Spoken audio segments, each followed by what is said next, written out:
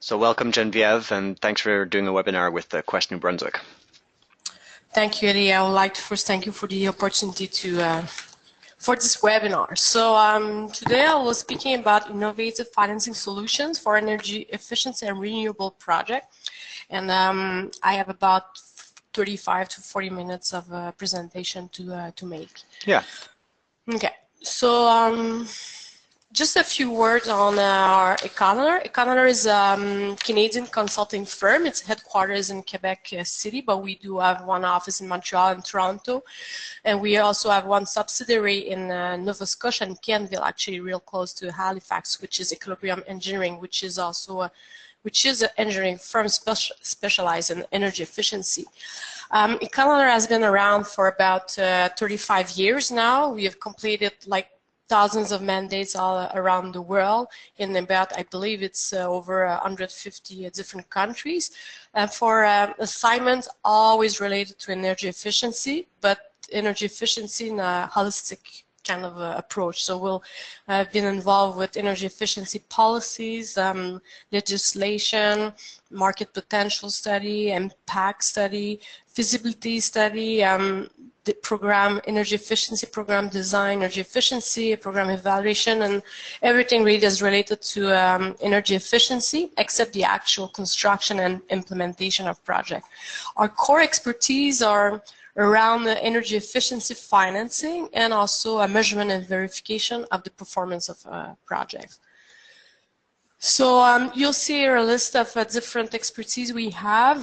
Some of our clients, just the one that are probably the most of most interest to the Quest member, the caucus member, sorry, is we've just completed a project with the City of Quebec on a district energy system that will be powered by the excess steam from the municipal incinerator.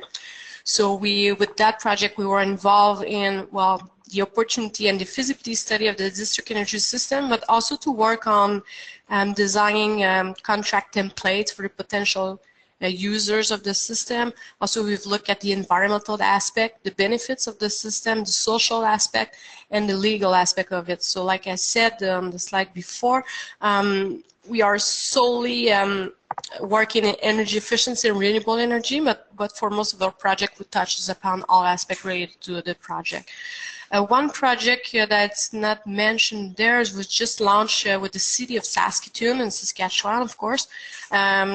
A project where we'll be facilitating the launching of a $30 million initiative to decrease the energy consumption of several buildings. So we're very proud to be the partner chosen by the City of Saskatoon to reach their ambitious goal. And with other municipalities as well, we are working now with the Alberta Urban Municipality Association, I think it's Alberta Urban Municipalities Association, on designing a training program for the that will for different type of people. So we have designed with them a training program for the elected officials, managers, and building operators. So I wanted to describe those projects, well, just so you know that we cover like a wide range of different expertise, a wide range of different skills we have, but it's always, again, related to energy efficiency. So today's challenge will be in about 40-45 minutes to demystify different financing solutions for energy efficiency and renewable energy projects. So I won't be able to go into details for each of these financing solutions, but at the end you should have enough information so that you can consult literature or call us if you need a little more detail. But you have a good glance of what's available on the market. That's great, thanks. Thank you. So this is the agenda. So I'll first make the case for energy efficiency, then talk about energy efficiency financing, what's on the market, what's new, and to talk a bit more about one of these solutions, which is energy performance contracting, and then talk about efficiency capital, which is an organization that is willing to work with you. So this is a slide that's coming actually from a report. I don't see the reference there, but that was released in December 2014, if I'm not mistaken. And what why I wanted to show that slide is that because it's just recently, and when I say recently, maybe a few years, that the importance of energy efficiency in stimulating jobs creation and economic growth has been put forward by the people involved in the sector. So us in energy efficiency, I've always been good in talking about the environmental benefit, the financial benefits, and other, I will say, technical benefits, but rarely we've talked about job creation and GDP increase and so on. And a lot of different studies now are showing the results that actually energy efficiency, and that's a study that was done for the Canadian market, like I said, like I think in 2014, and that study has shown that for every dollar put in energy efficiency, it's going to increase the GDP by $5 to $8 and create about 30 to 52 jobs per year per million. So it takes into account the direct and indirect benefits of investing in energy efficiency, but I think from a municipal perspective, it's very important and interesting because the amount of money that's spent in energy efficiency within the community it's money that's used to increase the economic growth of the community, and it has a lot of different economic benefits. So you might want to check that study because it's a very interesting study. Like I said, it's one of the few very detailed studies that touches upon the economic benefit of energy efficiency at the community level. In terms of energy efficiency projects, the benefits are numerous. If you look at from the facility perspective, it will, well, if you are in the industrial sector or even in the commercial sector, it's improve the competitiveness because it decreases your costs, increase your profit margin, and it helps you be more competitive in this global market. A lot of different studies, especially for the industrial sector, has proven that when you implement a real energy management kind of a system, when everyone is involved and you continuously want to improve your energy efficiency, in the meantime, you will improve product quality and your product quality or your services. You're going to improve production, decrease the rate of rejected goods that you produce and so forth, so they have a lot of side benefits to it. It lowers operating costs, and the one benefit we see that is the most important or interesting to our client are the modernization of equipment. So we deal a lot with the public sector, municipal or hospitals or school boards and so on, and most often they have a lot of deferred maintenance. They have equipments that are at the end of their useful life. They're trying to find a way to finance this equipment, to modernize this equipment, and energy efficiency is a good way to try to leverage a little bit the savings to pay for the equipment. And one obvious benefit of energy efficiency and renewable energy projects are, of course, environmental stewardship. When people talk about energy efficiency projects, often what we will, the one economic metric they use is the payback period. So you will hear that people will invest in energy conservation measures that have a payback less than 2 years, 5 years, 10 years, well, depending on what sector you are in. But this one is a good metric, but there are other metrics as well that are good to evaluate energy efficiency project. And one that I find particularly interesting is the internal rate of return. And that particular number here, 70%, is coming from a study that was published by the McKinsey Global Institute, which is the research arm of the McKinsey, the big management consulting firm. And what they've said is that they've done a study for North America, so it includes Canada and United States.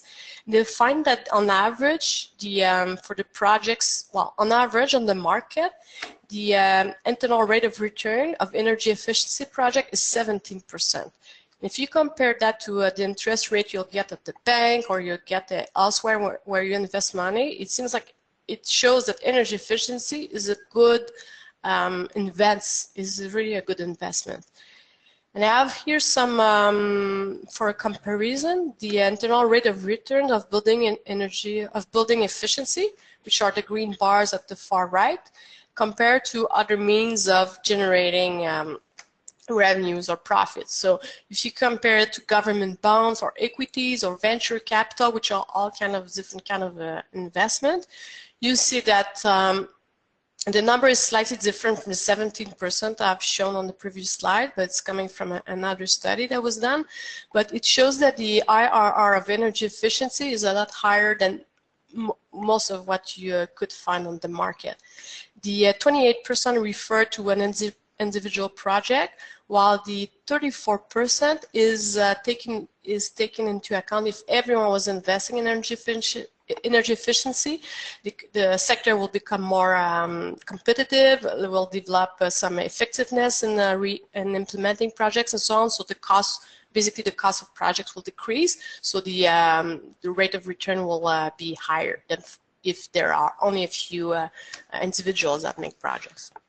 Now, to say that it is a very it is very effective to invest in energy efficiency. The payback, sometimes, if you talk about the IRR of 28%, it's a simple payback of about 3 to 4 years. But even if you invest in projects that the payback is close to 10, 15 years, you'll have an IRR of maybe 10, 12, which is still very, very good.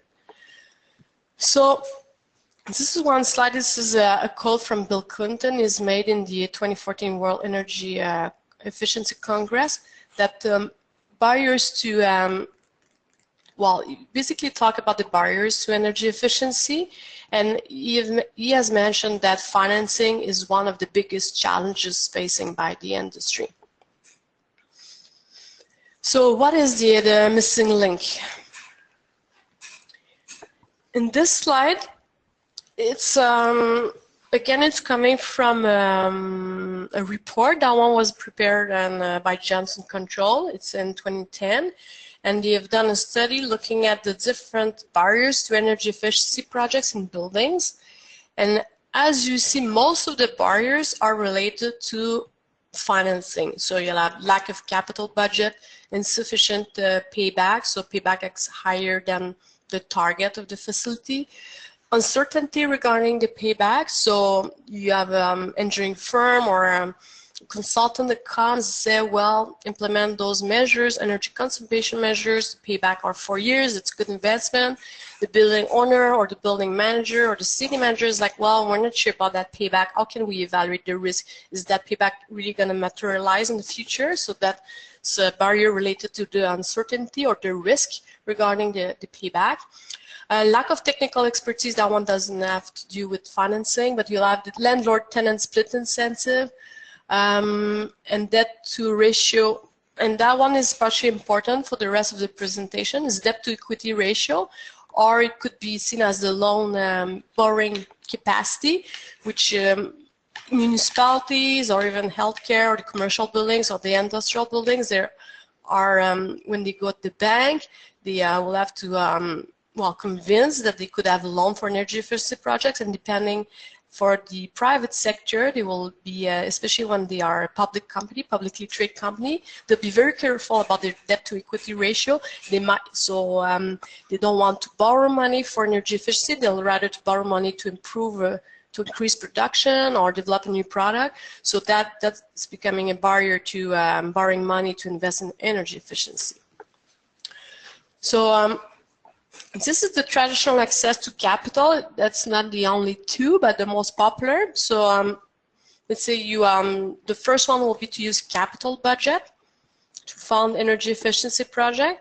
But typical facilities budget includes a relatively small allocation for capital improvement, and most of the time that allocation will be used, like I said, for improving the facility. So improving the buildings, repairing the roof, developing a new production line in the industrial sector, to build a new infrastructure for the citizen of the municipality. So rarely energy efficiency will compete well against all those improvements when it comes to using capital budget. So then another alternative to finding capital for energy efficiency project will be to go at the bank. Some of the hurdles associated to that is that it utilizes the borrowing capacity. So it means that if you need afterward to borrow for other type of project, that will jeopardize your borrowing availability. For some of the company well, for all of them, the loan will appear on the balance sheet. For some of the company, that might be a problem because you'll carry a huge debt on your balance sheet for energy efficiency projects, so that's most of the time not, well, people don't want to do that. And for publicly traded companies, one of the hurdles is that it will negatively impact the attractiveness to potential investors. Those investors, like I said on the slide before, they typically relies on the financial ratios or debt to equity or return on assets and other metrics like that. So not rarely, but I would say that most of the time people are a bit reluctant to go to the bank to borrow money for energy efficiency projects. So that is why there are people that came with all kind of different financing model that are called emerging, but some of them are not that emerging. They've been around for instance, energy performance contracting has been around for about 35 years, but just recently that's been used more and more. So some of them are not emerging in the sense that they were just not created, but they're still not very used on the market. So you'll have the power purchase agreement, the property assessed clean energy bonds, which is basically the way for municipality to finance energy efficiency projects. Your on-bill financing, which is basically the utilities that will use that kind of financing. So you'll be able to do improvement in your facility, and you're repaid the improvement by some on your bill, on your energy bill. The performance-based infrastructure. So they're all kind of different financing models that I could go in more detail, but the one I wanted to talk about today is the energy performance contracting. So what is energy performance contracting? At the short, it consists of transferring technical and financial risk to a third party. So recall when we said that some of the barriers to energy efficiency projects in the buildings will be lack of uncertainty regarding the payback, lack of technical expertise, and energy performance contracting allows to overcome those barriers, because the technical and the financial risk is transferred to a third party, so you don't have to carry the risk of the project on your shoulder. It's normally offered by what we refer to as energy service companies, or ESCO. Typical service will include the design of the project, the financing. So when I say financing, it could be really financing, like giving you the money to do it, or arranging for financing with a third party, like a bank. Typical services will include also implementation of the project, measurement and verification of the performance of the project. So for the duration of the contract, which could be 2, 5, 10, 15 years, the ESCO will offer the service of measuring the performance to make sure that you reach target, and most importantly, to make sure you could continue on improving your energy performance. Other services typically included are training, communication, and also awareness campaign. So all of those aspects are critical to the success of energy efficiency projects, and most of the time they are included in what the energy service companies offer. Just to give you a glance of the potential market in North America, and in the United States, it's I believe it's going to reach about 6 to 7 billions per year, mainly in the public sector. In Canada, $500 million per year. And then McKinsey Institute, they estimate 520 billion potential over the next 10 years. In Europe, it's also a huge market, and Asia also is growing. So it's not marginal. It's not as big as it could, because it's still fairly unknown.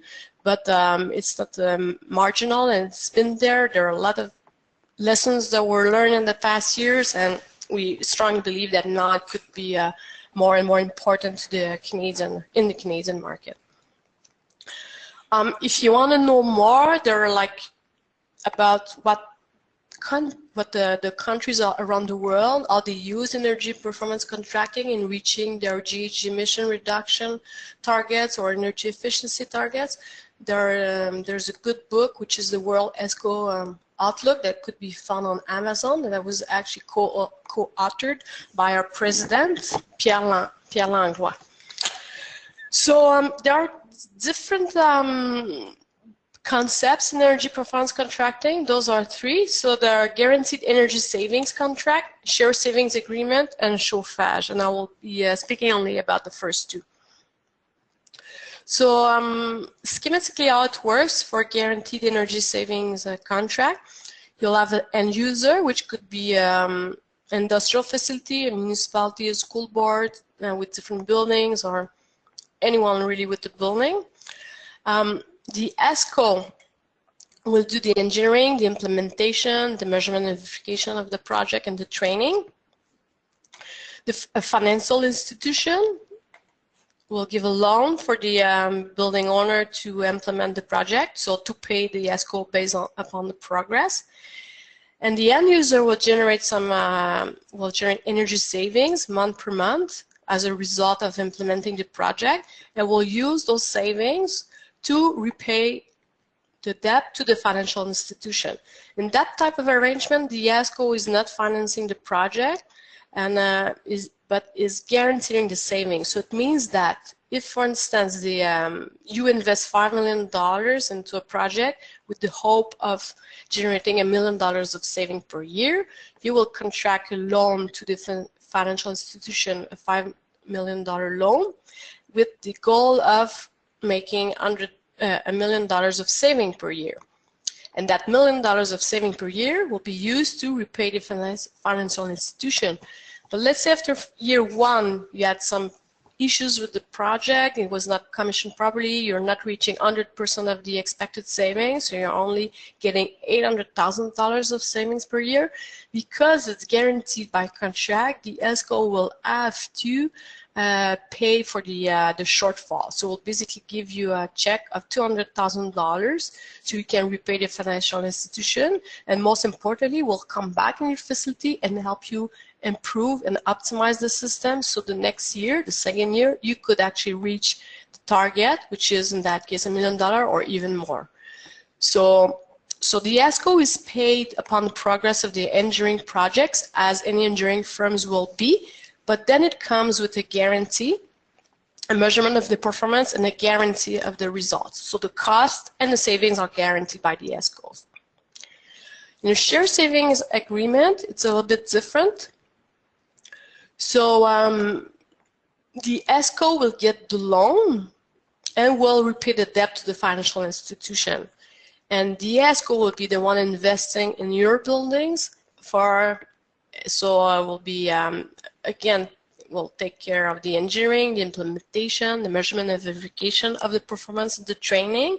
But instead of being paid upon the progress of the project, as the equipment are installed and commissioned, it will be paid based on a share of the savings that will be measured and verified each years after years.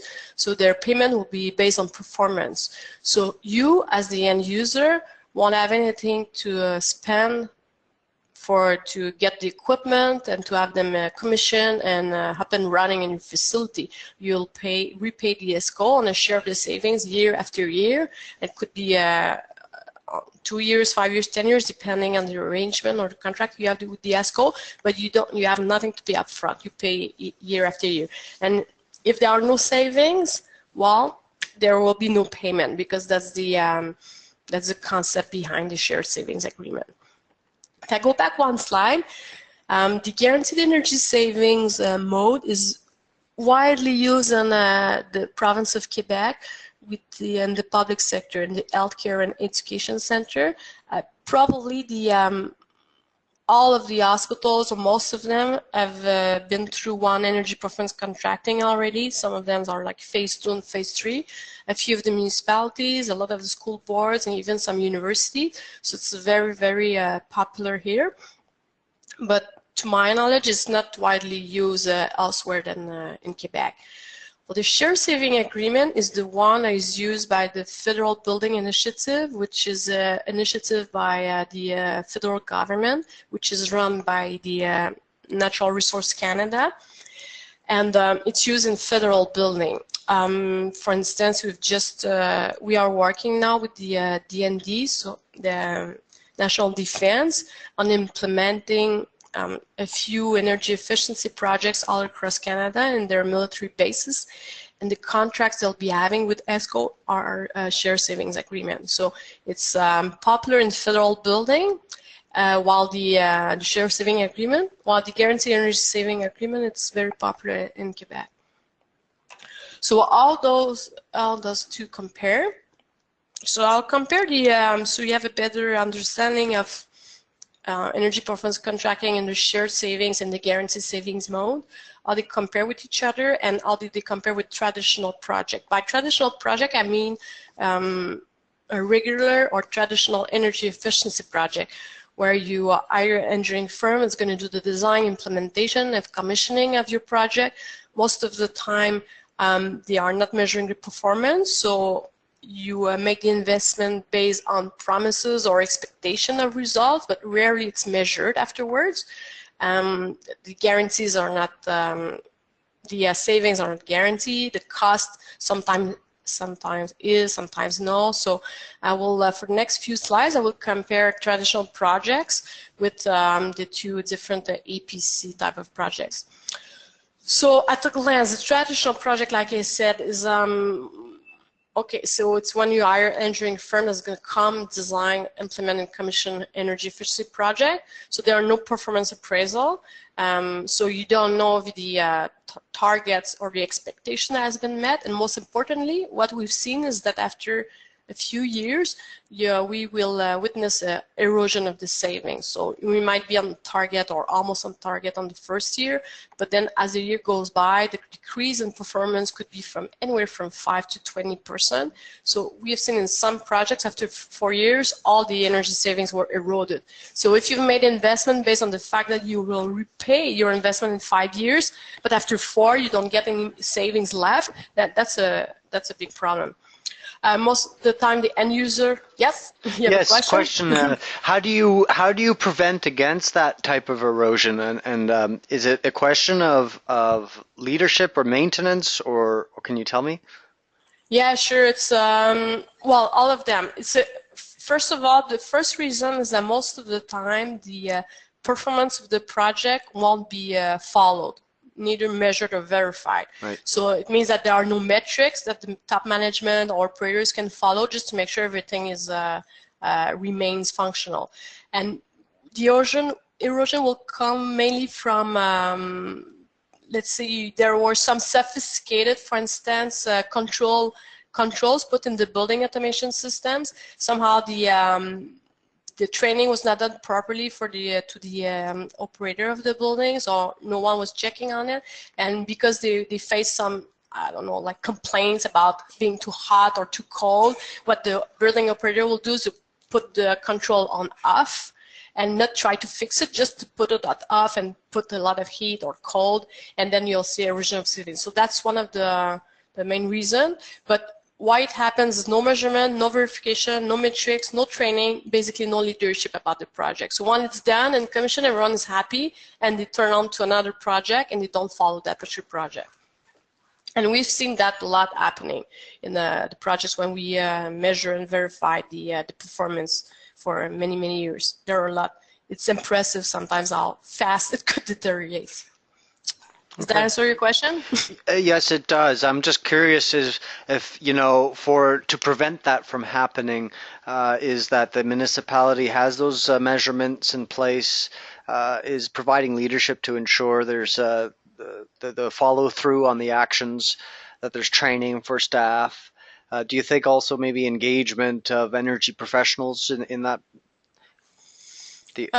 Yeah, if you're big enough that you can hire an energy manager, yes, of course that will help, but it's not necessary. What needs to be done is that after, during a particular project, at the design stage, you need to talk with the engineers and about how the performance will be appraised, and to agree on metrics that could be followed. The metrics could be very sophisticated if you're big enough and if you have the resources enough resources and if the building is complex enough that you need fancy metric. But most of the time you do it just by looking at the energy bills month after month and take into account the weather into when you analyze your bill and take into account, for instance, the occupancy level. And just by two simple variables and some mathematics, you can know month after month if you are deriving from what is supposed to be the optimal energy consumption of your building. Okay, okay, thanks. So just, okay, so to continue with traditional project, most of the time how it's working, the end user, so for instance, the municipality will act as the project manager and will take care of the technical and financial aspect of the project and is responsible to find the financing for the project. In the EPC shared savings mode, a third party will act as a project manager and will assume most technical and financial risk. So if it's not working properly, the system, because they assume the risk, they will have to come back and fix it at no cost. And they also assume the financial risk because if there are shortfalls in terms of what was expected in terms of energy saving, they will have to financially compensate for that shortfall. Most of the time, the third party is responsible for financing, so either it finances the project or help the municipality in finding the financing. And in that particular EPC mode, the third party would get paid as a share of the savings year after year for the duration of the contract.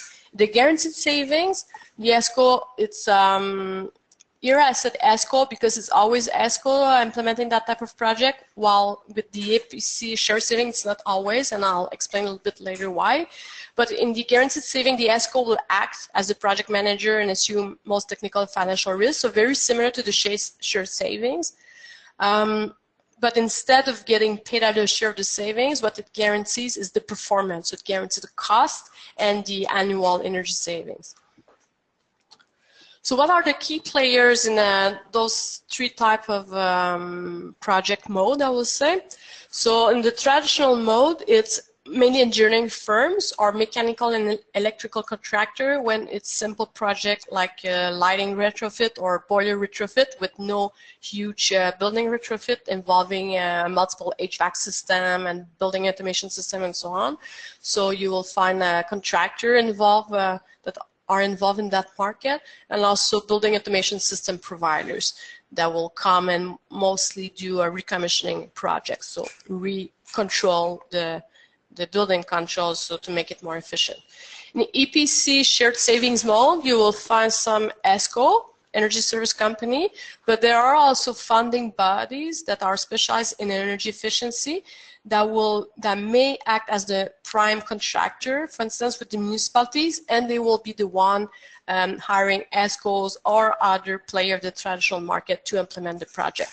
In EPC guaranteed savings, it's only ESCOs that are involved in that type of project. All those three differentiate in terms of cost and payment. In traditional project, the total cost of the project is unknown until all contractors will get selected and the cost is not guaranteed. So you'll have a design, you'll have some cost estimate by engineering firm, but until they go on tender and actually get quotation from contractors and you actually get the work started and completed, you won't know the total cost. So it might increase, it might decrease, you don't know at the forefront. And the payment will be in accordance with the progress of the project. So you say 20% of the project has been implemented, you pay 20% of the $5 million project. So so you basically pay upon progress. For shared savings, the total cost is unknown also until all the contractors are selected, but it's guaranteed. It's guaranteed in a way that the way it's structured is that you will agree with the firm on maximum amount of money to spend, and you will agree on a specific economic metric like the payback or RR and so on. So you will know that if the cost is higher, then the savings will have to be higher. If not, the project just won't happen. The payment will be a share of the measured and verified annual energy savings. So like I said before, there are no upfront costs when you take that partial ways of doing projects. In the guaranteed savings mode, the total cost is known and guaranteed as the ESCO is selected. So most of the time when you decide to go with the guaranteed savings type of project, you will release an RFP, and the RFP will be based on the net present value of the project, and the one that wins is the one with the higher net present value. So as soon as you select the ESCO based on that value, so your procurement process is done, you know what is the total cost and you know the savings, so you can have your board approve the project. Nothing is going to change because the cost is guaranteed and the savings is guaranteed as soon as they submit the proposal. So that's very convenient for someone that wants to manage tight budget. And the payment, like for traditional project, will be in accordance with the progress of the project. So it's like in the traditional project, but it's unlike the share saving project. In terms of product duration, yeah. Just wondering if the EPC guaranteed savings that essentially is it more cost effective, or are you assuming some risk as an ESCO for that? As an ESCO? Yeah. Well, the ESCO in both share saving and guaranteed savings, they take all financial and technical risk. So the municipality, for instance, won't take any risk, because if something happened, the ESCO have to pay for the shortfalls. They have to come back and fix whatever is not coming. In terms of more efficient, it really depends. The process, like I'll say a little bit later, is longer for guaranteed savings. Also, it takes longer before you actually start the construction, because of the way the procurement process is done. But there are pros and cons, and we'll see that a little bit later. Did you have No, that's great. Thanks. Okay. In terms of project duration, so in traditional, it could be real quick. It could be if you just want to retrofit your lighting, it's going to go it could be like a couple of weeks. But the project usually stops when all the energy conservation measures have been commissioned. So it could take, if it's a simple project, it's a matter of weeks. It's a little bit deeper retrofit, it's going to be a couple of months. One of the things I haven't mentioned about the big difference about the traditional and the EPC mode is that rarely you will find EPC for simple projects, just like retrofitting a boiler or doing the lighting. Most of the time it's going to be like more deeper retrofits into the building, with the exception of municipal lighting. But rarely you will find an EPC just to replace a boiler. Most of the time it's going to be replace the boiler and convert the steam system to hot water system and add some geothermal exchange in there and recreate and recontrol the building automation system and really like deeper retrofit. So in terms of project duration, typical contract length with the EPC share savings will be from 1 to 10 years after the energy conservation has been commissioned. So the total contract duration will be anywhere from 2 to 12 years, because it may take 1 to 2 years for construction because it's deeper retrofit. In the guaranteed savings mode, typically the project stops after the payback period. So the contract says, well, when it takes into account all costs and savings and measurement verification fees we have to pay year after year, the project will stop after partial payback, which, like I said, is very popular in the Quebec public sector, so the payback are high. So it could be 10 to 15 years, but could be used also in other sectors with a lower payback. But usually the project ends after the payback has been reached. Okay, main advantages. Traditional is simple. There's good adequacy with the standard construction project. There are a lot of providers in the market. Like I said, it's relatively fast to implement. And I will say, because most of the time we are used to engineering projects, it's very similar to any kind of engineering project. So people know how to procure, they know how to tender, they know how to sign contract, they know how to manage. So that's one of the reasons why it's so popular. It's simple and known. With the EPC share savings, one of the advantages is turnkey. So like I said, there's someone's going to do project management, the construction implementation, commissioning, and also performance optimization and measurement and verification. One of the advantages there's no performance, there are no payments. So if there are absolutely no savings coming, you will have nothing to pay because it's a share of the proven savings. You will have a better persistence of the energy savings, and the reason is very simple, is because you have a company there which payment depends on the energy savings being materialized years after years.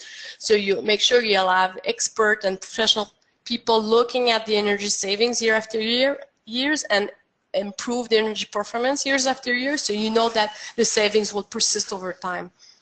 There are also what I call collateral services, but in a good way, that are included. So most of the time it includes training of the operators, training awareness campaign to the users, so they change the way they interact with the building, they turn off lights and so on to generate more savings. So there are all other type of services that are given because it's been shown and proven that it helps improve the energy performance. So when you train and when you educate people, you'll have a better performance. And recall that these companies are paid by shareholder saving, so they want the project to be performant. And the guaranteed savings, the advantages, the payback is guaranteed. The total project cost is known from the beginning of the process. Also persistence of the energy savings and the same collateral services.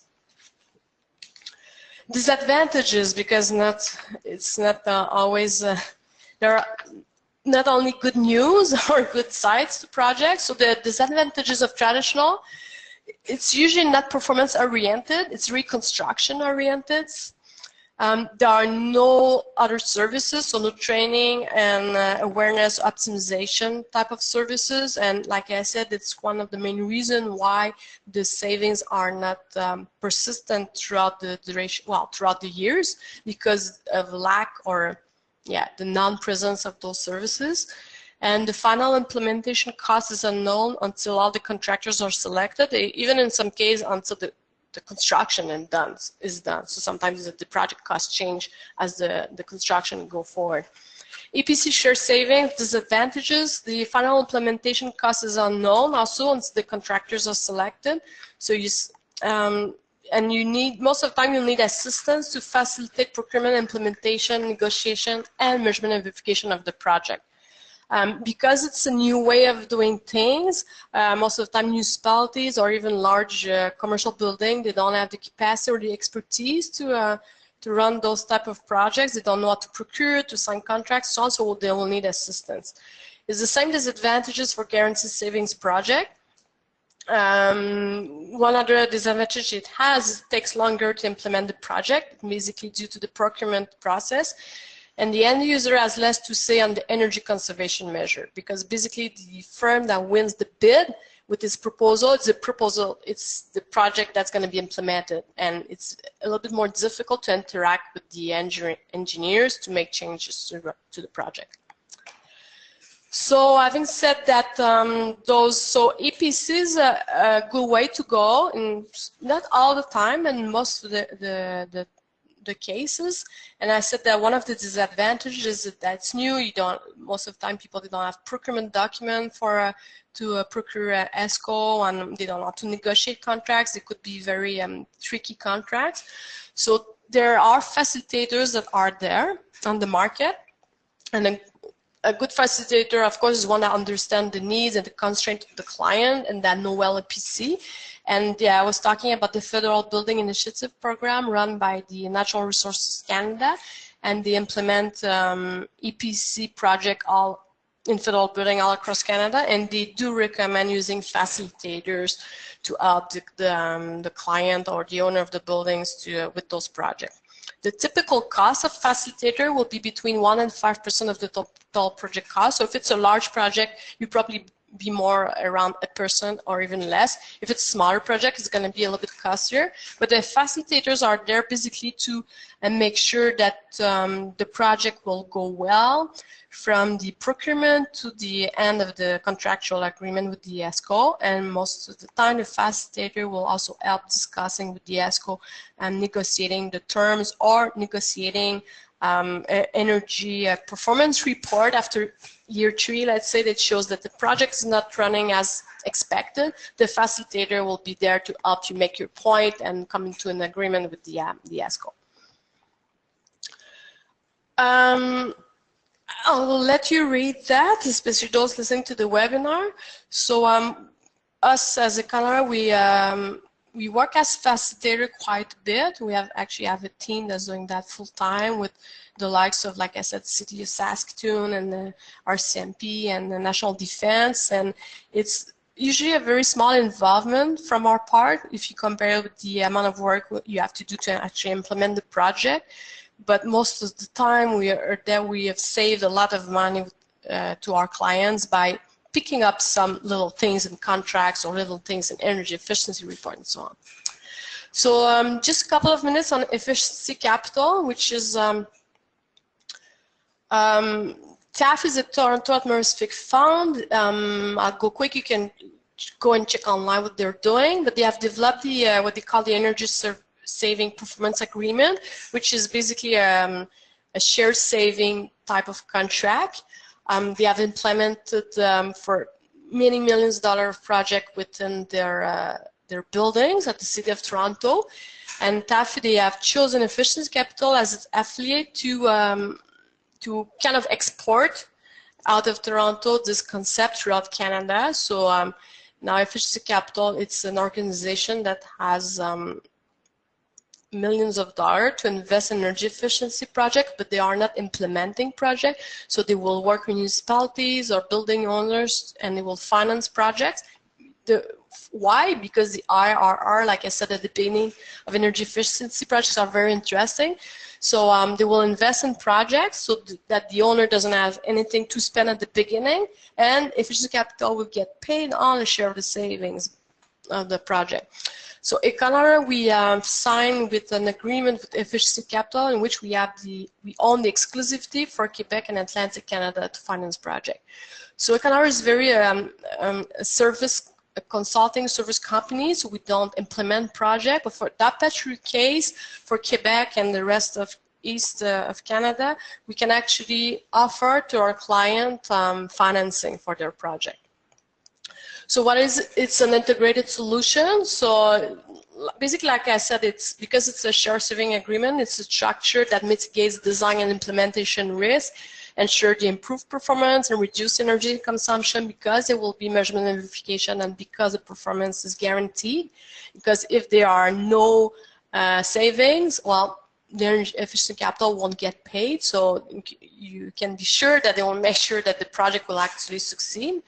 And with that partial financing mechanism, it could provide up to 100% of the financing. So how does it work? So you have the end user, you have the implementer, which could be an ESCO or a contractor or any firm with the expertise of implementing projects. They will do engineering, implementation, M&V, and training. And Efficiency Capital will pay those implementers so that the end user don't have anything to pay. And the typical contract with Efficiency Capital will be that they will take 90% of the shared demonstrated savings for 3, 5, or 7 years, depending on the project. So it means that as a end user, not only you have nothing to pay up front, but you'll get 10% of the savings for so many years until you get all of the savings after the contract ends. So those are the summary of the steps. I will, if you have any question, you can always contact me, so I can go through the different steps. So share savings agreement, again, benefits, no capital investment required, could potentially be off balance sheet, but I won't talk about that today. Immediate energy savings, so immediate savings. And like I said at the beginning, improve facilities performance, improve financial performance, and environmental stewardship. So that was it for today. Thank you. That's great. Thank you very much, Geneviève.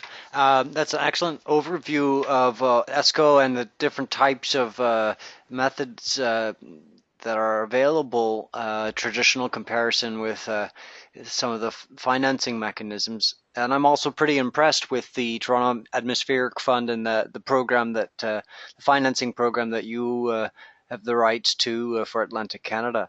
Um, I think that will be of interest for communities that are looking at this and trying to determine how they might finance project implementation.